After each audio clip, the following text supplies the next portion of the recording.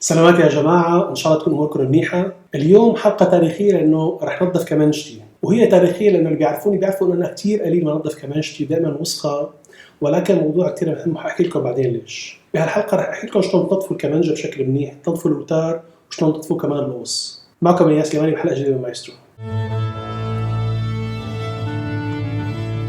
لما بدي انظف كمانجتي اول شيء بنظف الكمانجه بنظفها من جوا، لانه جوات هدول الفتحتين بيفوت كتير غبره، ومن كمان الكوليفورنيوم او الالفونه بيفوت كتير غبره لجوات كمانجه. فاول شيء ننظفه جوات الكمانجه، وهذا التنظيف بيساعد انه يحسن صوت الكمانجه، لانه بتكون نظيفه من جوا الرنين تبع الاله كلياته بيتحسن، لانه الصندوق ببساطه ما فيه وسخ، فرنين الاله بشكل عام بيتحسن. وهلا ما بعرف اذا حيبين معكم على الكاميرا شو حيصير، ولكن ببساطة رح أنفخ من هون وشوفوا شو حيطلع من هون.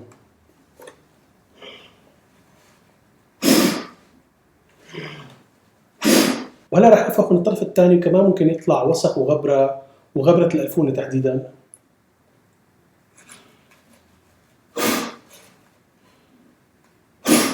هلا صالحين كمان بيحطوا شيء مثل سشوار يدفش الهواء لبرا، انا ما بفضله، بفضل تعملوها هيك تنفخوا انتم وتمكن احسن، لانه ما بعرف قديش هذا السشوار يكون قوي، ما بعرف قديش ممكن يضر الكمانجه. وستراديفاري اشهر صانع كمانجات بالتاريخ كمان كان يعمل مثلي، وكان ينفخ جوات الكمانجه لينظف كمانجته، فطمنوه تمام هيك. هلا في صانع كمانجات بثق فيه برايه مره نصحني انه حط كم حبه رز جوات الكمانجه وحرك الكمانجه، لانه هي حبات الرز ما بتاذي الكمانجه وبتروح على زوايا الكمانجة، فبتنظف إذا في غبرة علقانة بزوايا الكمانجة من جوا، وبعدين الرز بيطلع بسهولة من الفتحات. فأنا أول مرة بحياتي رح أجربها معكم ونشوف شو بصير. هي عم نحط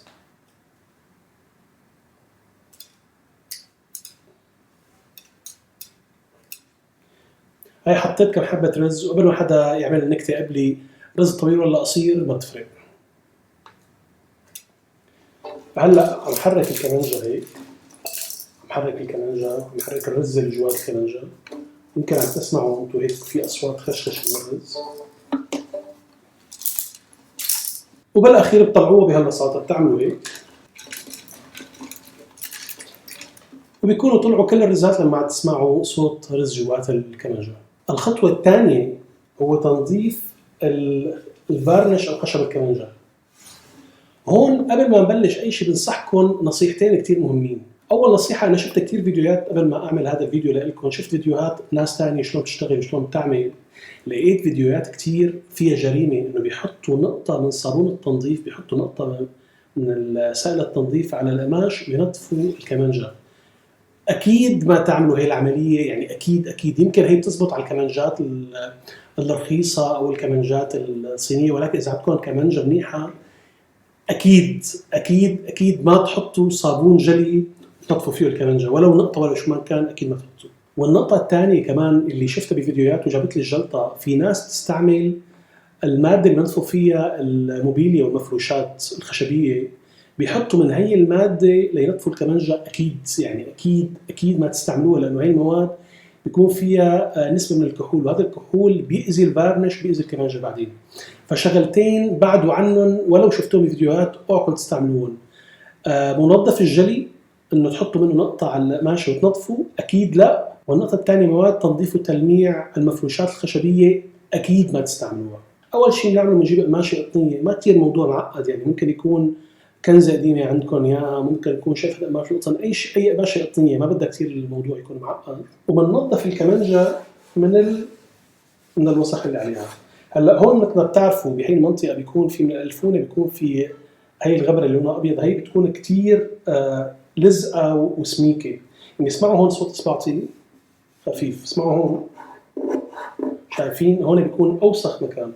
فاول شغله بنعملها بننظف بالقماشه الكمانجه، ننظف الكمانجه كلياتها بالقماشه.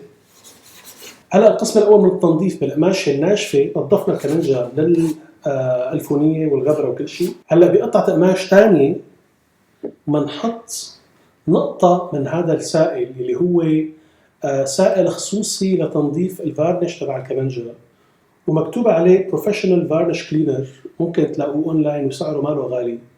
واكيد اوفركم ان انتم تعطوها لمصلح الكمنجات، لانه كل هي يمكن حقها $8 او $10. اما اذا اخذتوها الكمنجه عند المصلح بدكم تنظفوها بتكلف كثير كثير كثير. فهذا هي القنينه ما بتكلف كثير، بس لازم ترجوها منيح قبل ما تستعملوها، وتحطوا نقطه نقطتين مو اكثر على القماشه.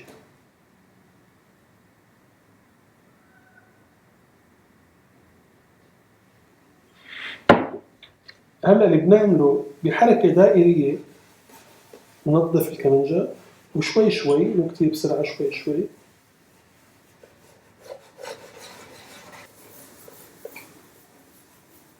بتنظفوا كل جسم الكمنجة بنفس الطريقة. وهيك مثل ما شايفين يكون نظفنا الكمنجة بشكل بسيط وسهل وسريع وما فيها مشكلة، وحافظنا على صحة الكمنجة، وصوتها أكيد بيتحسن من ناحية الرنين. وهلا رح نحكي شلون بننظف هي القطعة اللي بيقولوا لها الدقنية أو القطعة اللي تبع الدقن. بننظف هي القطعة والفينجر بورد أو المكان اللي نحط عليه أصابعنا، لأنه هذا المكان تحديدا كثير بتوسخ بسبب الفومية بتيجي كثير عليه. فكمان لكم شلون بتنظفوه. بتجيبوا شقفة نظيفة بتحطوا عليها أي نوع من الخل، خل تفاح، خل عنب، اللي بدكم إياه، حطوا عليها شوية خل.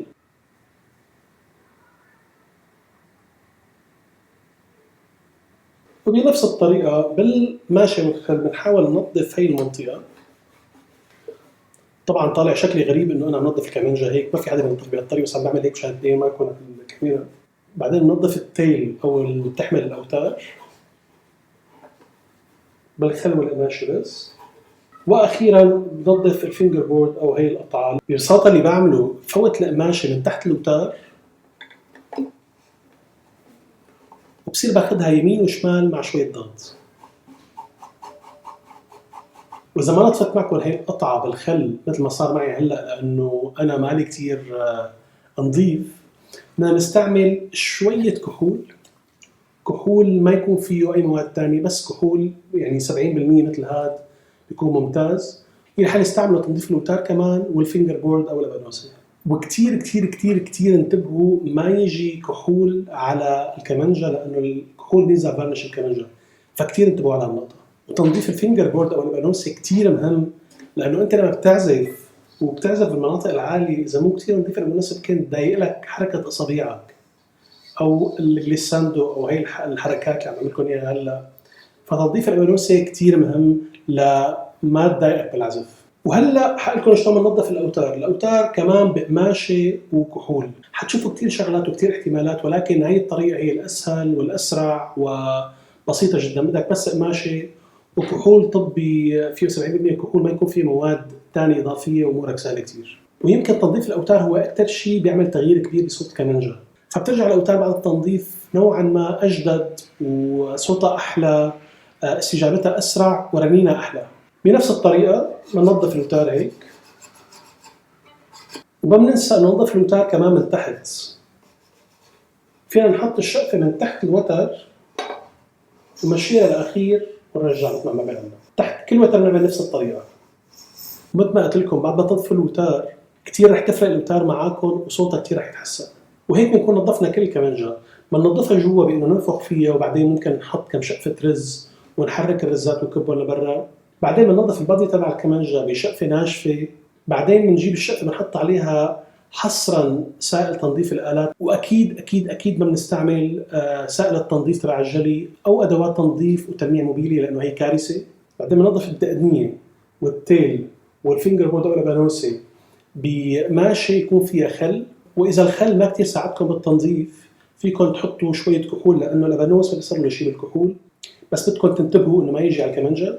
والاوتار اجباري بدكم تطفوها بالكحول، لانه ما في ماده ثانيه بتنظفها، والكحول امن على الاوتار ما بيعمل اي مشاكل. وشوفوا شكل الكمنجه شو تحسن بعد ما نظفتها، شوفوا شلون صارت تلمع. طبعا هذا المنظر نادر الحدوث على كمنجتي، لانه مثل ما قلت لكم ما بنظف كثير، بس شوفوا يعني هذا المنظر تاريخي، لانه كثير قليل ما تشوفوه انه كمنجتي نظيفه. وهلا راح اقول لكم شلون تطفوا القوس الكمنجه. اول شيء بدي لكم اياه انه نحن بننظف الخشبه هي بقماشه عاديه. بنشد شوي القوس بس لسبب التنظيف، لانه لما نشد القوس بيبعد الشعر عن الخشب مثل ما شايفين. بعدين باخذ قماشه ناشفه ما فيها شيء وبنظف بس الخشبه بهي القماشه مثل ما شايفين، بس الخشبه. انا فعليا ماسك خشبه القوس بهي القماشه وعم روح واجي. هلا اذا حابين فيكم تحطوا كمان نقطه من هذا السائل تبع تنظيف الكمنجات على القماشه وتنظفوا الخشبه حصرا، بس انا ما بعملها لانه ما بلاقي له داعي. شعر القوس احيانا بيكون لونه اسود بيتوسخ احيانا من هون، واحسن طريقه لتنظيف الشعر الوسخ بهذا المكان هو انه نستعمل قماشه مع الكحول اللي حكينا عنه قبل هلا وننظف هذا الوسخ. ببساطه هي القماشه اللي فيها كحول نظف فيها الشعر من هذا المكان هيك. هلا بعد ما نظفنا ببين معنا القوس انه ما عاد فيه هدول الوسخ الاسود، بدنا نستنى شوي ليطير الكحول وبعدين فينا نرجع نقفل القوس والامور كلها طبيعيه. بنهايه الحلقه بدي اتشكركم، بليز لايك شير وسبسكرايب على انستغرام وفيسبوك ويوتيوب، ما تنسوا تفعلوا الجرس، لانه لما بتعملوا لايك شير وسبسكرايب السوشيال ميديا بتفهم انه انتم مهتمين بهي المواضيع وتحديدا مواضيع الكمنجه وتنظيف الكمنجه وهالاشياء كلياتها، فبتصير تقترح عليكم تعطيكم سجستشنز لفيديوهات تانية بتناسب اهتماماتكم، وطبعا بتضل كمنجتكم نظيفه. كان معكم مياس اليماني بحلقه جديده من مايسترو. سلام.